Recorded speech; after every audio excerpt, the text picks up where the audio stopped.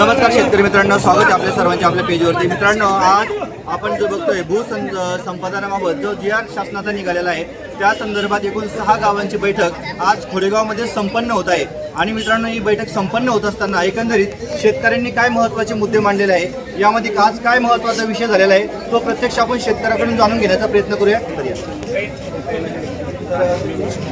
स्वागत आहे तुमचं आपल्या पेजवरती। आज महत्त्वाची बैठक आज खोडेगावमध्ये संपन्न झालेली आहे। या बैठकीदरम्यान उपस्थित आपले छत्रपती संभाजीनगरचे पंचायत समिती सभापती नाना देखील उपस्थित होते। तर या अनुषंगाने या ठिकाणी कोणकोणते प्रश्न उपस्थित झाले आणि एकंदरीत तुमची भूमिका काय असणार आहे? नमस्कार, माझं नाव शेखप्पा पटेल, गाडेवाडचा शेतकरी।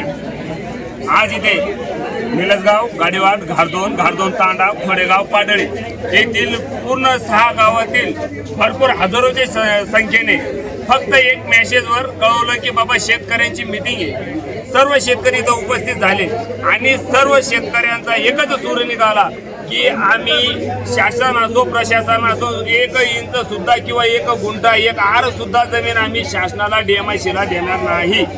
आणि जर शासनाला जर हे नोटीस आम्हाला हे गटाचे जे गेल्या ते प्रदर्शित केले, त्यांनी पर्सनली कोणत्याही वैयक्तिक शेतकऱ्याला ही नोटीस त्यांनी घरपोच केलेली नाही। याची व्हॅल्यू काय देणार, मूल्य काय देणार यांची कोणतीही कल्पना न देता हे परस्पर वरचेवर शासन प्रशासन काम करीत आहे। याच्या विरोधात शेतकऱ्याला जमीन द्यायचं नाही असा सगळ्यांचा एकच सूर निघाला।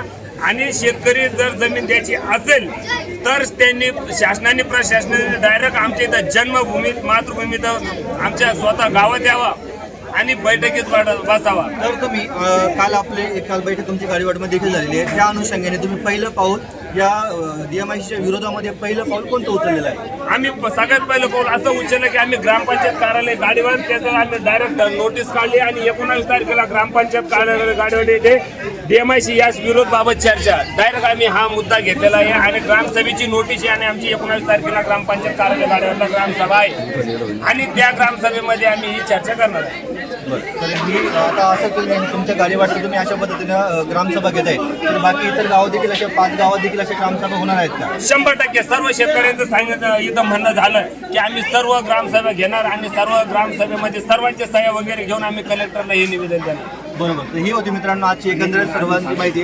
आणखी बोलू इच्छितो अजून एक विषय असा झाला का जर शासन प्रशासनाला DMICला जागा लागत असेल तर शेतकरी हे भाडे तत्वावर द्यायला तयार आहे। काय शेतकरी हे भाडे तत्वावर द्यायला जमीन तयार आहे किंवा जर शासन प्रशासन इथं कंपनी उभारणार असेल तर शेतकऱ्याच्या मुलाला सुद्धा तुम्ही मोठं होऊ द्या, त्याला पार्टनरशिप करा आणि कंपनीमध्ये पार्टनरशिप घ्या।